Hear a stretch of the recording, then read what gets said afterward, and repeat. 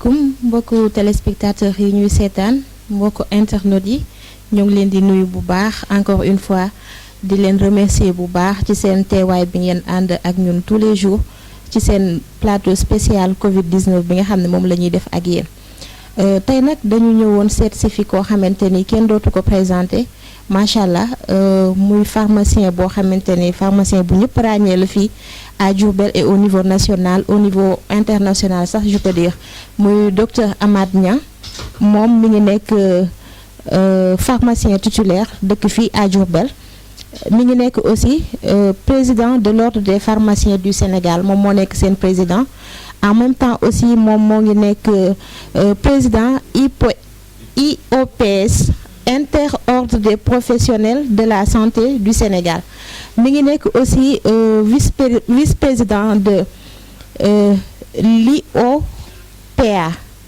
l'IOPA interordre des pharmaciens d'Afrique waaw kon docteur ñu ngi lay dalal ak jàmm di la nuyu. ñu ngi leen di ziare di leen di remercier aussi ci visite bi ngeen ñëw rendre ko yéen waa Senzoom nekk chaîne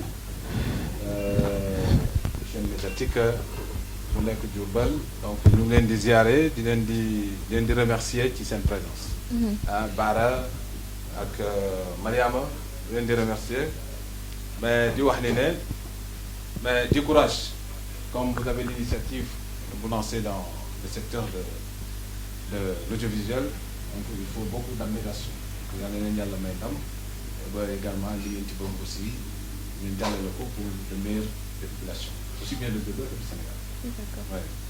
Merci beaucoup docteur am na solo dañu nekk jamono joo xamante ni dañuy wax pandémie bi nga xamante ni moo nekk ci dëkk bi muy Covid 19 lëmbe àddina ñëpp di ci wax ñu gis ne actuellement li gën a bëri ci li ñuy wax ci jamono yi mooy ci problème mu vaccin bi ñuy wax ak garab bi nga xamante ne ñu ngi wax ni am na ko parce que dañu gis ne Sénégal am na ñu ko fi jot a am maladie bi ñu faj leen ba ñu wër ñooñu nga xam ne wér nañ nag ñenn ji di wax ni chloroquine bi intervenir na ci li leen faj et tout ñu bëggoon xam yow loolu ban leeral nga ci mën a indi. waaw bon de toutes les façons maa ngi remercier tous vos fidèles téléspectateurs di masawu adduna bépp de par vraiment dégâts yi nga xamante ni la pandémie entraîne di ñaan aussi yàlla jëlee ko fi yàlla jëlee nattu la mais comme ni nga ko waxee damay njëkk a commencer par l'hydroxychloroquine parce que tous les cliniciens yi nga xamante ni ñooy faj dañuy procéder par des essais cliniques am dañuy utiliser un protocole thérapeutique di jéem a xool l'action du médicament sur la maladie donc ñooñu vraiment ñoom ñëpp approuvé nañ ne l'hydroxychloroquine am na action ci maladie donc loolu dañuy ñaan rek que études yi gën a poussé wu pour que sur le plan international mu mën a jox ay résultats mu mën a jox une efficacité certifiée boo xamante ni ëllëg dinañ ko mën a valider par l'OMS dina ko mën a def. donc su amee dina gën a soulager nit ñi te yàlla na ko yàlla def. maintenant par rapport au vaccin il y a tellement de polémique là-dessus et je pense que ni ñu ci war a alerter nañ ci ni ñu ci war a wax nañ ci. mais un vaccin nekkul rek da ngay xëy rek jóg di vacciner nit ñi il y a des procédures à respecter il y a tout un protocole également à respecter c'est des études c'est des essais avant que muy doog a intervenir auprès des populations. Je pense que sur ce aussi et tous les professionnels de santé ñu ngi ciy dox di ci am benn vigilance bi et je pense que l'Afrique peut-être ñenn ñi ñu ko jàppee ni dañ leen di utiliser wala def loolu lu leen bëgg je pense que c'est des gens qui se trompent en tant que des professionnels nous aussi donc nous avons nos populations et nous sommes investis d'une mission de santé publique am na loo xamante ni ku yaakaar ni da ngay ñëw rek jàllale ko da ngay nax sa bopp on y veille je pense que il va falloir continuer à faire confiance à ces professionnels là pour que ñu xam ne nekkuñu fi lu dul jël askan wi ci lu jëm ci seen wér-gu-yaram ak ci lu leen di may jàpp. D'accord est-ce que am na loo ñu mën a wax aussi ci azithromycine dañuy wax ne loolu aussi bokk na. ci li koy non da ci bokk c'est un médicament boo xamante ni moo tax en fait il faut faire très attention. donc am na un langage bu ko nit ñi wax ku nekkul ci langage bi du ko mën a xam. Ce qui est essentiel mooy quand on parle de protocole dafa am lu bëri lu mu ëmb.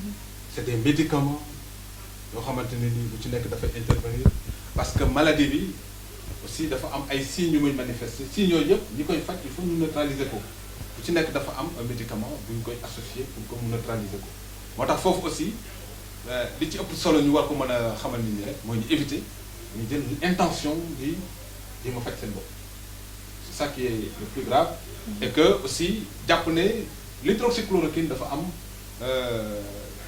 en fait un effet prophylaxique c'est-à-dire que dañ koy jël pour aar feebar bi non loolu taxu ko jóg donc dafay inclure ci protocole bi et que également l'azithromycine nekk un antibiotique bu ñu koy associé et également il y a d'autres produits ce matin je ne sais pas xaw ma dégg j'ai lu une publication comme ça avec le professeur Seydi qui révèle en fait l'action de la vitamine C sur effectivement la maîtrise de cette maladie donc tout ceci constitue des éléments yoo xamante ni professionnels yi ñoom ñoo ko mën a gérer ñoom ñoo ko mën a encadrer donc ku mu doon amoo ci solo nga jéem a bàyyi ñi nga xam ne ñoo war a faj ñu faj loolu moom mooy li ëpp doole.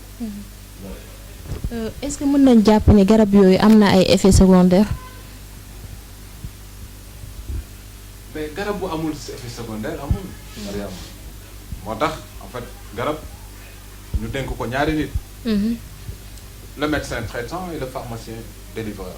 ñoom ñii pour que ñu encadrer ba liy faj doomu aadama bi du ànd ak lor mais garab bu amul effet secondaire amul mais nag soo ko jëlee te war ko jël ci anam bi nga ko war a jëlee di nga ko jël te doo ci am benn loru doo ci am benn gaañ-gaañ. donc je pense que ça aussi c'est quelque chose de très important. waaw jàpp naa ne aussi li gën a soxal nit ñi nga xamante ni jamono ji ñëpp ñu ngi koy wax mooy mbirum vaccin bi dañu wax ne tubaab yi dañu ñëw indi ko pour wàññi population mondiale ñenn ñi di wax ni ay lobby pharmaceutique la façon bu nekk tuddee nañ ko. mu am ay mouvement populaire sax yoo xam dañuy bëgg a jóg pour xeex loolu. léegi loolu yow ban explication nga ci mën a. quand on parle de lobby pharmaceutique moi je me demande ban lobby. je sais pas. bon les gens des fois les pharmaciens des fois ils ont bon dos ils toog ne lobby c'est qui non moi en tout cas moi je suis pharmacien. investi d'un niveau de responsabilité extraordinaire parce que man li ma tax a jóg en réalité mooy veiller ba pharmacien bu nekk di doxal si liggéey ni mu waree je ne pense pas que tey pharmacien am possibilité leen nous sommes là pour une mission de santé ñun nekkuñu fi lu dul wér-gu-yaramu doomu adama donc lobby mënul jógee maintenant au plus haut niveau situé ça peut-être ce sont des gens qui ont d'autres intérêts mais un pharmacien pour prêter serment. Et c'est pour cela qu'aujourd'hui, nous devons insister à ce que tout ce qui se rapporte à la production, à la fabrication de médicaments, on est sous la responsabilité de pharmacien. Parce que quand il y a un pharmacien, l'acte va être contrôlé. C'est ce qu'on appelle l'acte pharmaceutique. Nit ki dootul am beneen ambition lu dul defal garab goo xam ni day faj. Et ça c'est très important. Maintenant, les intentions, les préoccupations de certains pays, ou bien de certains ñoo xamante ni dañu nekk dans d'autres considérations. yoo xam ni relation bi wala gis-gis bi ñuy am ci Afrique ñun africain ñun ñoo war a am suñu pas-pas su bopp et je pense que tey on ne peut pas garab mënul dugg Sénégal te neexul tey Sénégal parce que garab yi fi dugg yëpp dañu am autorisation de mise sur le marché donc pour que ñu dox dëkk bi ci biir réew mi garab yooyu dañ leen a may yoon pour ñu dox fi donc sur ce je pense que on est très regardant et que les choses ne peuvent pas se passer comme nit ñi ni ñu koy waxee. Il est important nag peut-être ñu gën a attirer suñu attention ci yenn phénomènes yi pour que ñu gën ko bàyyi xel mais que la panique ne s'installe pas sachant que quand même ñun aussi on est des Sénégalais investis d'une mission de santé publique am na loo xamante ni jamais on ne va l'accepter amul benn pharmacien boo xamante ne ni tu es dans une posture autre que accompagner dimbale encadrer le malade pour que mu retrouver sa santé donc je pense que sur ce il ne faudrait pas que nit ñi di ci am beneen xalaat quoi. D'accord. Est-ce que am na tamit ay mesures yoo leen jël parce que population bi ñenn ñi dañuy ñëw di nga gis koo xam dafay gis symptômes yi ci yaramam comme dégg na ni chloroquine day faj rek mu ñëw pharmacie di jënd est-ce que bu amee ku ñëw tey ne jaay leen. non loolu mënul nekk dina kii am ay mesures. cette automédication là avec ce médicament je pense que mënul nekk. parce que pharmacie du boutique la pharmacie, c'est pour cela que dans tous les pays du monde, kenn mënul ubbi pharmacie te nekkoo pharmacie. Actes yi nga fi posé, ce sont des actes d'un certain niveau de responsabilité. Mënoo ñëw di poser acte bu contraire ak li tax nga prêter serment. Ça c'est important. Donc ñëw ne jaay leen ma garab gii te anam yi nga ko war a joxe. Et d'ailleurs moo tax je préfère beaucoup plus le terme de délivrance que le terme de vente. Parce que système bi moo organisé wu de telle sorte que garab ku ubbi pharmacie fii tey pour nga ñëw nga jënd ko il faut nga jënd ko. Mais dans certains pays avec une très bonne couverture sociale, une très bonne couverture sanitaire, mais am na ci pharmaciens yoo xam sax ils ne manipulent pas l'argent. Parce que dañu am ay système de règlement yoo xamante ni ñoom la avec l'État. Donc aujourd'hui nous au Sénégal tollaguñ foofu et c'est ça qui fait que par rapport à ce secteur boo ñëwee nga ni jaay ma garab sàngam. Le premier réflexe du pharmacien mooy ani sa ordonnance. Mais pourquoi l'intervention du pharmacien à ce niveau?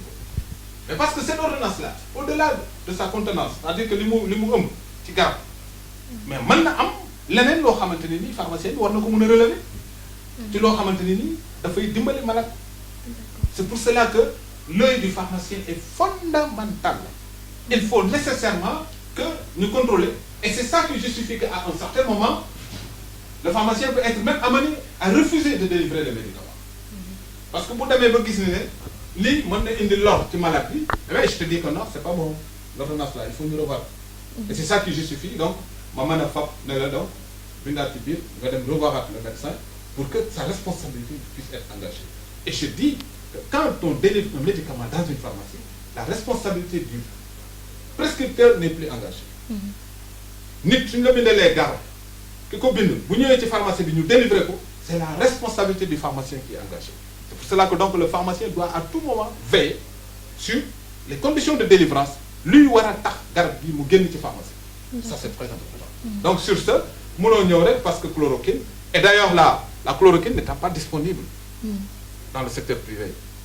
Aujourd'hui ça aussi dafa nekk beneen préoccupation boo xam ne ñun ñu ngi ciy wax parce que am na malade yoo xam ne en dehors du Covid bi ñoom l'hydroxychloroquine boobu le plaquenil daf leen doon di faj tey am nañu ay jafe-jafe pour am ko.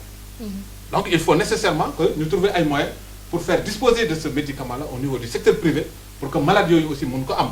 Mais cela ne veut pas dire que bu yegsee au niveau du secteur privé dañuy bàyyi nit ñi ñuy daw si ñëw di ko jënd pour peut-être di jéem a faj seen bopp et ça ne passera pas. Ça ne passe pas. Vaccin bi tamit dañuy wax ni BCG te BCG ñu ngi ko xamee woon ci pour tuberculose. Non, attendez, il faut qu'on fasse très attention. C'est-à-dire que les informations, il faut nit ñi di ko saisir quoi. C'est-à-dire que dafa wax ni ne c'était à l'image du BCG bi ñu koy testé. ñu def ko comme du temps du test du BCG. C'est un médecin praticien qui a une certaine considération. Et je pense que nit ñi li ñu ci war a wax ñu ko wax nañ ko li ñu ko war a recadrer nañ ko. Donc je pense que ce sont des écarts de langage. C'est quelqu'un peut-être bu amee leneen lu mu gisee mais c'est un peu frustrant, c'est un peu honteux parce que quand même yenn considération yi duñ ko xaar ci un professionnel de santé. Parce que quand tu prêtes serment ngay médecin du pharmacien du dentiste du vétérinaire tu prêtes serment da ngay prêter serment au bénéfice et à la survie du santé du patient. Patient bi moo tax ngay prêter serment kon wax ju mel noonu su jógee ci un médecin de surcroît un anesthésiste même ça pose problème mais nag tu sais les motivations ak sentiments yi animé yenn nit ñi duñ ko mën a xam mais ce que je veux te dire mooy il faut faire très attention en tout cas le Sénégal est doté d'un système composé vraiment de professionnels yoo xam ne ils sont très compétents très rigoureux et très regardants qu'il y a des choses quand même ku jàkkaar ne da ngay ñëw jàllale ko fii tu perds ton temps ça ne passe pas parce que on est des professionnels c'est nous qui agissons sur le terrain. Les médicaments c'est le pharmacien qui le fabrique. Le médicament c'est le pharmacien qui assure la distribution, la répartition. Le médicament c'est le pharmacien qui le délivre, et ainsi de suite. Donc dans tout le circuit de fabrication jusqu'à la consommation du patient, du malade, la main du pharmacien est là. Donc sur ce, donc moo waral ñun ñu teg ñu fi moo waral également ñuy exercer. Donc là Je pense qu'on est des Sénégalais et nous sommes tous quand même au service de ce système de santé pour préserver la santé de nos populations, pour faire de telle sorte que nous aussi, nous allons retrouver quand même la quiétude. Donc, ce sont des questions c'est ça. Voilà. Gis nañ ne tout le temps da ngeen di jàpp ci côté social yéen ordre pharmacien du Sénégal léegi nag ci pandémie bi yéen est-ce que am na ay jéego yu ngeen fiy def pour dimbale askan wi côté social boobu comme ni ngeen koy defee d'habitude. Mais côté social bien dit. Par rapport à dafa am 3 produits que l'on appelle des EPI, des équipements de protection individuelle. Ils concernent les gants, les gels hydroalcooliques, ou bien la solution hydroalcoolique, ou bien ils concernaient ce que l'on appelle les masques. ñetti ñi bii gel hydroalcoolique pharmaciens yi joué nañ ci lu bari li tax tey population bi yëpp mën cee jot parce que à un certain moment il y avait une spéculation demoon na bu pour gis gel bi c'est un problème il a fallu que ñun ñu intervenir faire comprendre à l'autorité parce que moi j'ai participé quand même ci réunion boobu avec les services du commerce. Il était question que nous homologuons. Les pharmaciens ont renoncé muy marge muy bénéfice ci lépp ci ñoom par rapport à ce gel-là pour aligner ko sur la liste des produits sociaux pour que population yëpp mën ci jot. Tey si on considère le stock géré par les pharmaciens par rapport à ce gel hydroalcoolique ça peut faire des milliards de francs yoo xam ne pharmaciens yi ñoo ko contribuer.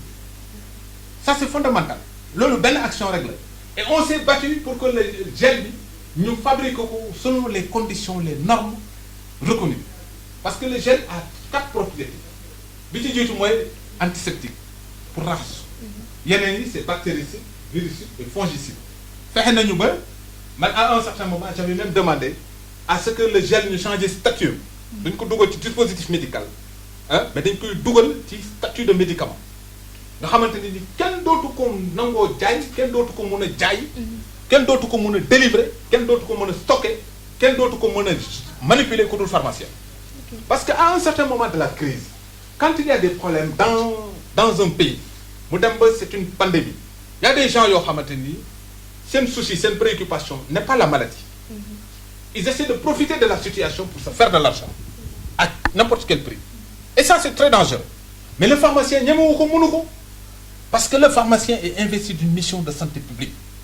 En France, l'État français a même pris le soin, tout ce qui est EPI, à la charge des pharmaciens qui distribuer.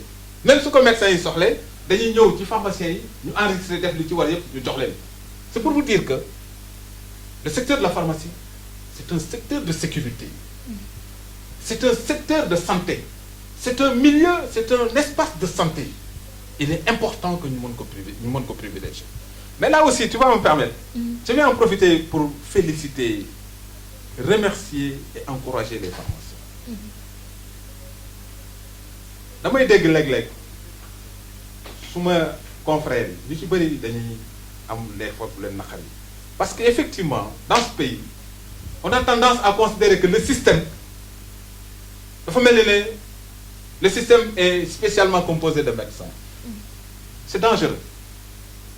Le système n'est pas le propre des médecins. Ce n'est encore moins le propre des pharmaciens. Ni le propre des chirurgiens ou des vétérinaires. Le système est un tout. Ku ci nekk dafa am action et un rôle fondamental pour jouer. Et de ce point de vue, il est important que dans le cadre de cet élan de reconnaissance, nous considérons que tout le personnel de santé à pied d'œuvre aujourd'hui pour faire face à cette pandémie. Dans le secteur public, les gels hydroalcooliques là, ils sont fabriqués par Val d'Afrique. Val d'Afrique, c'est une société industrielle gérée par des pharmaciens. Tay bu ñu jaxasoo état ci société boobu rek la mën a appuyer wu c'est la main des pharmaciens. Soo demee au niveau du secteur public aujourd'hui c'est qui encore? C'est des pharmaciens. Boo demee à la PNA, c'est des pharmaciens qui sont responsables par rapport à la gestion du médicament. Tey toutes les structures nationales yu nekk ci réew mi accès bu ñu am ci médicament ci PNA lay jaar c'est la main du pharmacien. Au niveau de ces structures publiques également établies dans l'ensemble du territoire national, ce qu'on appelle des PRA, c'est des pharmaciens qui sont présents. Au niveau des laboratoires d'analyse, c'est des pharmaciens qui sont présents au même titre que des médecins et autres. Donc partout vous verrez la main du pharmacien. Mais su ma ñëwee tey au niveau du secteur de l'officine, le Sénégal compte 1126 pharmaciens établis sur l'ensemble du territoire national. Tey s'il y a une stabilité par rapport à la gestion des préoccupations de santé des populations, ce secteur-là da ciy jouer un rôle capital et fondamental.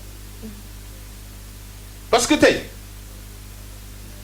exemple bu ndaw rek pharmacien officine bu nekk muy pharmacie, il y a un minimum de mobilité urbaine pharmacien boo xam ne lu tolloog téeméeri nit dina ci dugg par jour. Soo jëlee 1126 que tu multiplies par 100, ça te donne 112 600 personnes yuy am mobilité par jour ci l'ensemble du territoire. Au terme des 30 jours du mois, ça fait 3 378 000 personnes qui fréquentent le secteur de l'officine. Mais c'est des Sénégalais. C'est une intention, c'est le choix de première intention. C'est l'officine. C'est un peu métier. C'est un dara.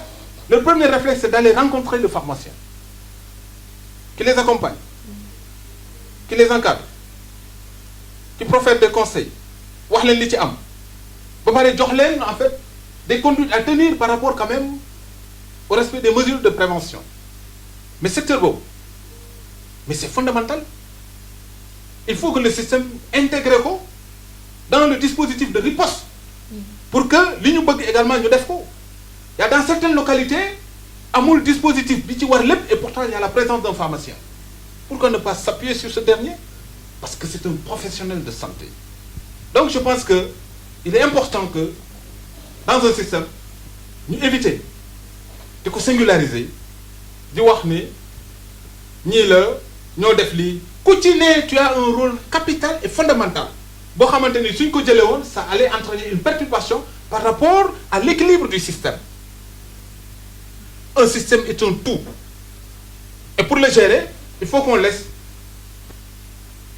aux professionnels ku ci nekk ñu bàyyi la selon ce domaine de compétence, selon ton niveau d'intervention, selon ton rôle, selon également l'action que tu mènes pour que nous puissions assurer la santé de nos populations.